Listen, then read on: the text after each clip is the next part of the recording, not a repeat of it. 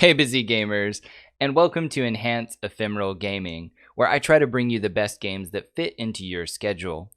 I'm Adam, and today we're going to be doing a first look on Immortality. If you've joined me for a first look before, and know what you're in for, go ahead and feel free to skip straight to the gameplay. If you're looking for my full review, including the scores, I'm going to put that in the link for the show notes as soon as it's available. So, what's a first look? Does a game grab you? Does it keep hold? Does it make you want more from the very first minute you play? These are pretty important questions, and since my goal for the channel is to help you get the most out of your gaming time, how a game starts can play a pretty big role on my overall reviews. So, because today's game is very story-based, I'm going to limit my first look down from the normal 30 minutes to only 15 today. So join me as I bring you along the journey and hear my live thoughts, reactions, and opinions. I am going to put a timer up in the top right hand corner of the screen still, just to keep myself honest. Once the 15 minutes are over, I'm going to put the game down, and I'm going to give you a short summary discussing what I thought was good about the game, what I thought was bad about the game, and if I'm still excited to continue to play when I work for building the rest of the review. Alright, so for today's first look, like I said, we've got Immortality. This game was released in August 2022. It's developed by Sam Barlow and published by Half Mermaid Productions. This game was recommended to me by a few friends, and honestly, I have to admit that I wasn't really interested. It doesn't seem like my type of game. But what really made me take the plunge was a recommendation from a friend who's a very serious film buff. He's often working on videography and other media projects. And this might be something that you think would be odd to put me over the edge. However, this game's primarily played via playing, watching, and manipulating different cuts of film. Because of that, I felt like they were pretty uniquely qualified to give a recommendation. And if they were interested, I thought myself, and you just might be as well. So, now you, the player, are tasked with solving a mystery. The mystery of what happened to Marissa Marcel. This woman, over an acting career of about 30 years, created 3 films. However, those films were never released, and now she's disappeared. So how are we going to solve this mystery? We're going to watch the clips and piece together footage from her unreleased films. I don't know anything else about this, but grab some popcorn and let's give this one a go. All right, here we go. An empty chair and some somewhat creepy music for the start screen here. Like I said, I'm going to keep this one to 15 minutes. This is going to be pretty story oriented, and I don't want to spoil too much. Got options here. We're going to look into video, sound, language, date formats. We can delete our progress. That's interesting. Content warning. Here's a warning that the film footage collected here contains subject matter that may be upsetting. Stories are taken from gothic, thriller, and supernatural genres and tackle themes and elements such as strong curse words, blasphemy regarding the Catholic faith, sudden and surprising visual cuts and sound events, alcohol, cigarette, and drug use, abusive relationships, nudity, sex, blood, wounding, suicide, sexual assault, murder, asphyxia, knife, and firearm. Okay, so I'll say this up front. None of this will be shown on our channel, so if we get to the point that a sexual assault or nudity or something of that nature would be shown, I'm going to cut it out, partially because I don't want to break any of the YouTube stuff, plus it's also something I'm not necessarily interested in getting my viewers to watch here. Oddly enough, it does look like somebody started to appear on the screen just because I clicked the content warning and left.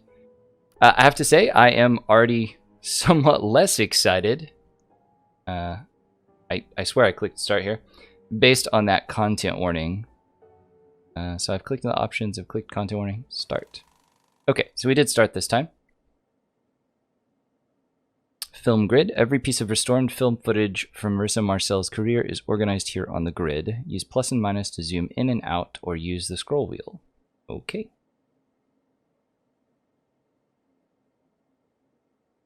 Zoom 3 times. Okay. I've hit plus and minus. The scroll wheel works just fine. Move across the grid. Use up, down, left, and right to move the selector, or click the clip you want to move to. Okay. I primarily would probably be clicking around here. Just seems more like what I would do. screen the footage. Once a piece of footage is selected, press the spacebar. I assume this is spacebar to play it, or simply click on it again. Okay, let's look at this person that's smoking here. Scree the footage. On E, a piece of faux age is... Dear God. I don't know if this is an error or what, but on E, a piece of faux age is select. This is... one has to assume this is an error. It seems that we can play a piece of footage or simply click on it again, but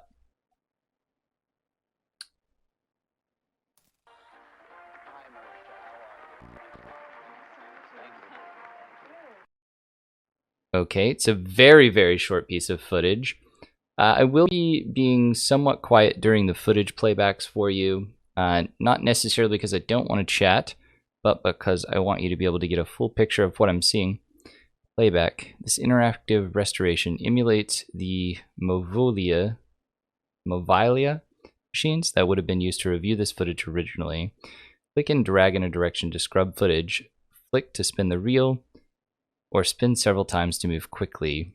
Click the screen or press space to pause. You can use left to right to spin in a direction, holding...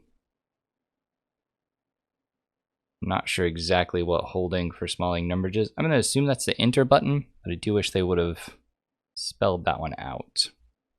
Now you must be very excited. I am excited. Now you look very young in person. Okay, this appears to be someone in a talk show. Can we tell the people at home how old you actually are? Yes, I'm 20.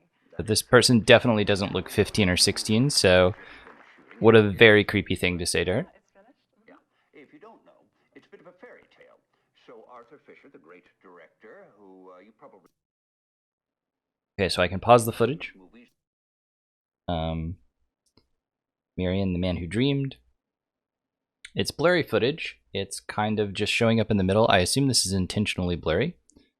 It definitely has the feel of an old little talk show, but I'm not really sure what I should be doing here. Marion and the Man Who Dreamed was casting for his new movie Ambrosio.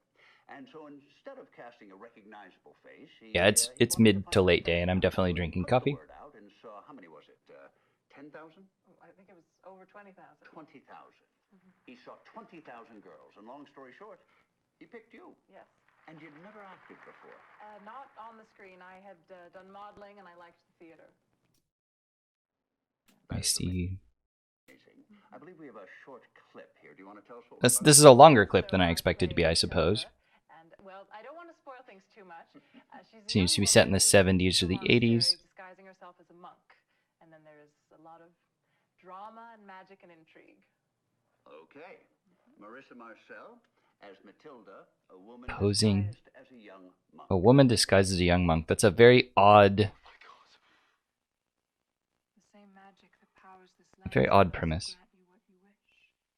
How so? You remember the night that I was to die, when we took to St. Clair's sepulchre? That night, I performed a rite. I summoned a fallen angel to aid me. Okay.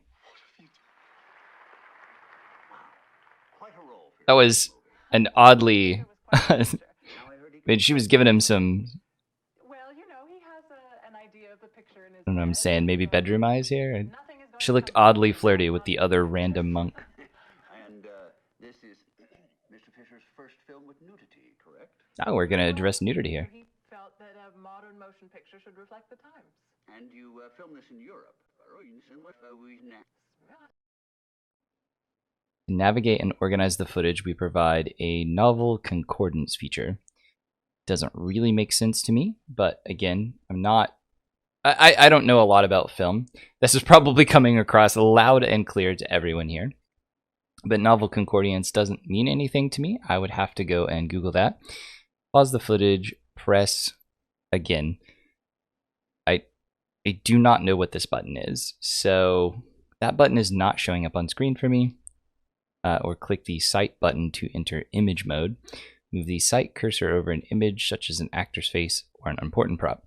Click the image or press spacebar. The concordance will match cut with another shot in which it appears. New footage will be added to the film grid. Okay. I do not see any of these buttons. That is the main problem I really have with... Oh, there we kind of go. Whoa. I'm assuming that's beginning and end. It definitely is. So...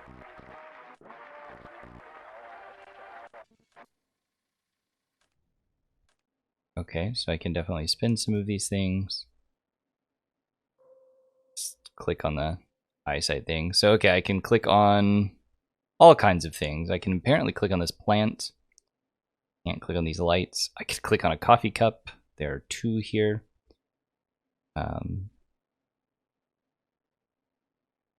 Just trying to see what I could click on her face and his face. Let's just click on his face. Can you talk about what happened with your previous movie? Okay, so this guy seems older now, and it's the same talk show. Read about this or heard the gossip? I don't know if I should have watched the entire clip before doing that. Your first as director? Yes. At the time, I'd done quite a bit of work as a director of photography. This was my first. It would have been a superb movie.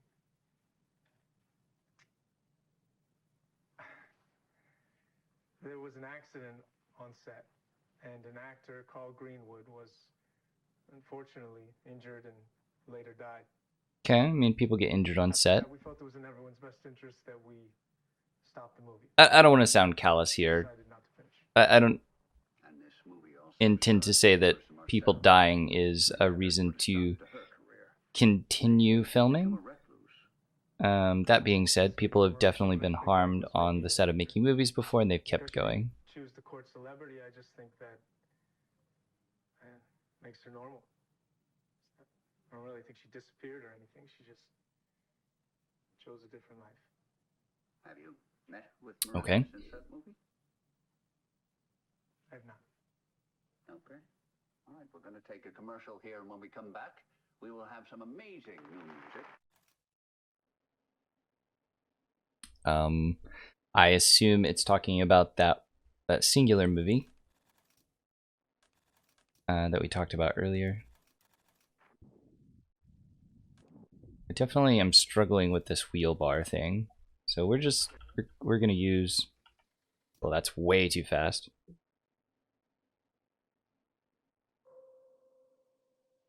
Okay. I'm struggling pretty hard with some of the controls here. I think it's odd that I can always click on these coffee cups. This guy, the director of her movie that got canceled, interested in seeing that. This is a behind the scenes footage.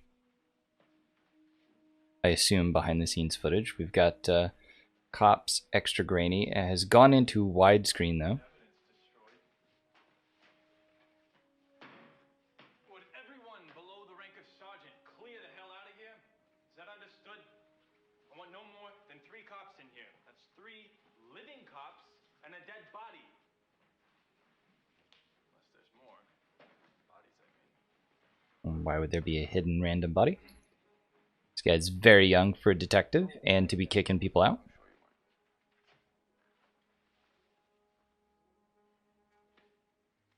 An odd obsession with boobs in the background of these scenes. Assuming I did cut it out, they commented on that. If I didn't cut it out, can't decide exactly if I will just bleep some of the words or do a quick jump cut or something of that nature.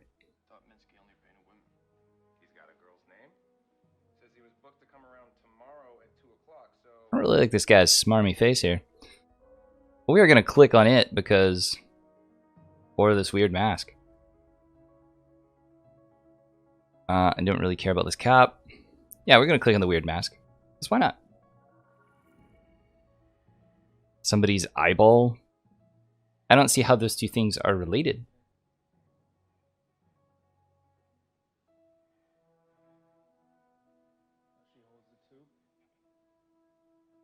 I assume this person is injured or undergoing Plastic surgery. Or maybe they're getting acting notes because they're being told not to panic. It does seem that they're just being given acting notes here. I can click on their eye or... well, I can just click on the entire screen. So... guess?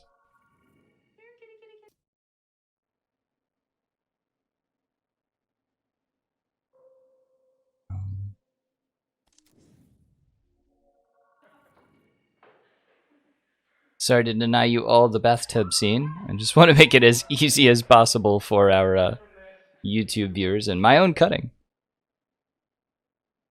Okay, this guy just randomly pours something on her head.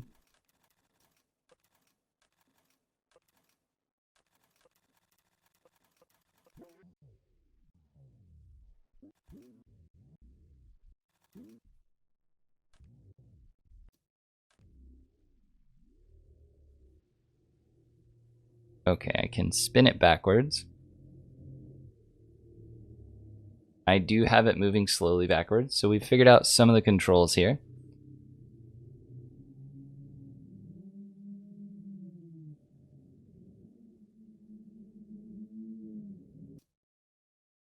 We're just going to pull it back to that scene because, hey, random water shower.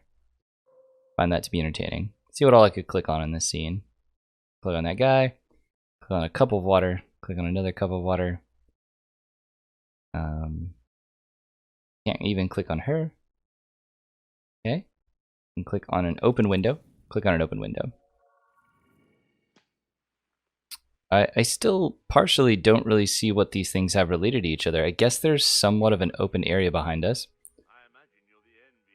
This is a combination of a 50s rock star and somebody I would never believe is a monk. Marissa is just a natural, you know? We're just trying to keep up. I think I realized there's more of me in the character, or perhaps there's more of the character in me. I think as a young woman, you are expected to behave in a Interesting. certain way, and there are cinematic types that are actually quite freeing. Giving her some interesting, odd looks here. The freest character is mine. Okay. I tell you what, we have hit 15 minutes here, and I'm at a loss. I don't really know what to say here.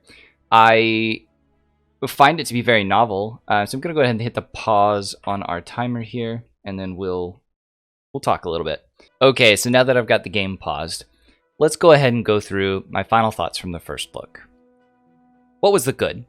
The good for this particular game for me was the level of care that was taken into creating the videos and making them seem appropriate for the era that the videos were set in. This is a 30-year span, I believe, around the 70s and 80s, and everybody here looks like they're set in the 70s, and that the film looks like something that I would have watched when I was a little kid, that my parents would have had as old movies and things like that on the TV screen when I was growing up. So this all feels 100% reasonable. It all feels 100% authentic to the time period that it was set for. This in no means looks like I went out and did this recording. That being said, for me, that's the best I can say about it today. We played 15 minutes, and that's kind of the good that I felt. The bad really actually centers around the pacing, the mechanics, and the player agency here. So one, the explanations were very, very poor. I only know that I'm supposed to be solving a mystery because my friend told me that's what this game was about, because the people who recommended it to me told me that's what this game was about. It didn't really hammer that home in the game itself. Also, the controls themselves, it didn't tell me how to use them, and I actually struggled. A couple of the things that popped up appeared to be bugged, and maybe that's part of the story, but honestly, I think it just was bugged and did not explain it well, or used symbology when it could have used a short word. Because of that, it took me a little while to get the hang of the controls, even though the controls are extraordinarily minimal. As we click on the screen, you can really just see that I'm only able to click through things. The other thing I noticed, I didn't feel like I had a lot of agency when it comes to this clicking, so it is glaring, hit you in the face with what can I click on, what can I not click on. Except in this situation. Like, I don't know what it's highlighting here. It's probably her face, but I'm a little bit farther away from her face at that stage.